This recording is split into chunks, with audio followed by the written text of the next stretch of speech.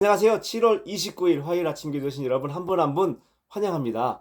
요즘 날씨가 무척무척 덥죠. 이렇게 더운 날이 있을까 싶을 정도로 덥습니다. 여러분이 더운 날씨에 건강 유의하시기 바랍니다. 오늘 본문은 요한복음 9장 18절부터 41절인데요.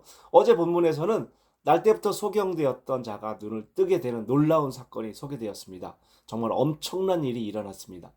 소문은 삽시간에 온 동네로 퍼졌고 온 동네가 난리가 났습니다. 그도 그럴 것이 태어날 때부터 소경이었던 사람이 눈을 뜨게 됐으니 얼마나 놀랐겠습니까?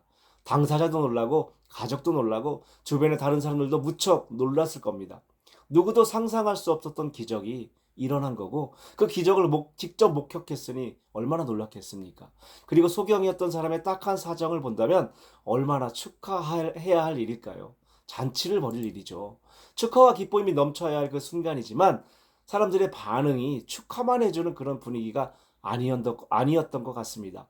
오늘 본문은 이 놀라운 기적 이후에 사람들이 보인 세 가지 반응을 보여주고 있습니다. 그 반응들을 함께 묵상해 보면서 우리 자신의 모습도 돌아보는 그런 시간이 되었으면 좋겠습니다. 첫 번째로 반응했던 사람들이 있습니다. 이 사람들은 어딘지 모르게 몹시 불편해 보입니다. 그래서 이것저것 이 사람 저 사람을 불러서 물어보고 따지기 시작합니다. 자신들이 원하는 시원한 대답을 듣지 못하자 급기야 눈을 뜬 사람을 불러서 협박까지 합니다. 너는 하나님께 영광을 돌려라. 우리는 이 사람이 죄인으로 알고 있다. 라고 말이죠.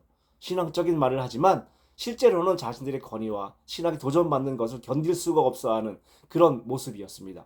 예수님은 이들에게 이렇게 말씀하십니다.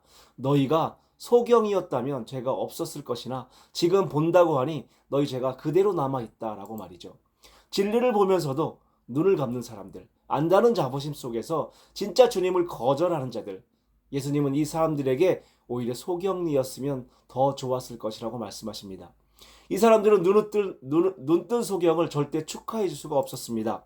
진실을 알았지만 그걸 인정하는 순간 포기해야 하고 잃을 게 너무 많았기 때문입니다. 두 번째 반응은 눈뜬 자의 부모입니다. 당연히 아들이 눈을 뜬 기적 앞에서 가장 기뻐해야 할 사람들 중에 하나였죠. 하지만 이들은 그 기쁨을 마음껏 표현할 수가 없었습니다. 오히려 두려웠습니다. 그걸 인정하는 순간 자신들은 회당에서 쫓겨난다는 것을 알았기 때문입니다. 부모는 두려움에 말합니다. 내 아들이 맞습니다. 소경이었던 것도 맞습니다. 하지만 어떻게 해서 지금 눈을 뜨게 되었는지 또 누가 눈을 뜨게 해주었는지는 우리는 모릅니다. 이 아이도 다 컸으니 직접 물어보십시오라고 말합니다. 이들도 진실을 알았습니다. 하지만 두려움에 말하지 못한 사람들이었습니다. 이들은 주님을 부인하진 않았지만 그분을 온전히 고백하지 못하는 그런 마음이었습니다. 그들은 두려움에 조용히 침묵해버리고 맙니다. 마지막은 바로 소경 자신입니다.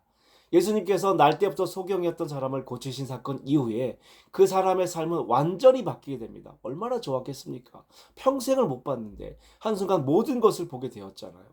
목소리만 듣던 부모님, 친구들, 상상으로만 생각했던 모든 것들, 하늘과 땅과 바다와 모든 것들이 그걸 직접 볼 수 있다니 얼마나 좋았을까요?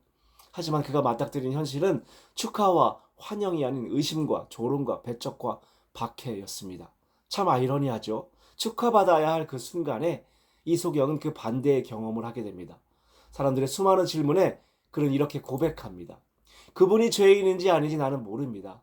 그러나 내가 한 가지 알고 있는 것은 소경이었던 내가 지금 보게 되었다는 이것입니다. 라고 말이죠. 이 한 문장, 이 고백이 그의 신앙이었습니다. 자신이 모든 걸 이해하고 설명할 수 없지만 한 가지는 분명히 말할 수 있다. 예수를 통해 내가 변했다는 것, 예수를 통해 내가 빛을 보게 되었다는 것 말이죠. 이소경을 바라보는 주의 시선을 보며 어떻게 보면 우리의 신앙의 여정하고 비슷하다는 생각이 들었습니다. 예수를 믿는다는 것, 예수의 제자로 살아간다는 것, 여러분은 어떻습니까? 괜찮으신가요? 저는 사실 너무 어렵더라고요. 진리를 따라 살려고 하면 할수록 더 어렵더라고요. 예수의 자녀로 살려고 하면 할수록 더 어렵더라고요. 때론 진리를 알면서도 내 고집과 체면 때문에 외면하고 싶은 마음도 있더라고요. 때론 예수의 자녀로 살아간다는 것이 두렵고 귀찮고 창피해서 애써 외면하기도 할 때가 있더라고요. 그만큼 쉽지 않은 게 사실입니다. 복잡합니다. 어렵습니다. 인정하고 싶진 않지만 때론 믿음이 흔들리기도 합니다. 이런 우리에게 오늘 소경은 아주 단순하게 이야기합니다. 내가 한 가지 아는 것은 내가 소경이었다가 지금 보게 되었다는 것입니다. 라고 말이죠. 어렵고 복잡하고 힘들다면 단순하게 거기부터 시작하라고 이야기합니다. 우리가 신학자처럼 모든 것 설명하지 못해도 괜찮습니다. 그렇게 하지도 못할 겁니다. 하지만 우리는 알고 있습니다. 예수를 통해서 어두움에서 빛으로 옮겨졌다는 것을, 예수가 나를 변화시켰다는 것을, 예수로 인해 내가 달라졌다는 것을 말이죠. 그래서 내가 지금 이 자리에 있다는 것을 우리는 압니다. 이 고백이 바로 저와 여러분의 고백이었으면 좋겠습니다. 이 고백이 바로 믿음의 출발점이기 때문입니다.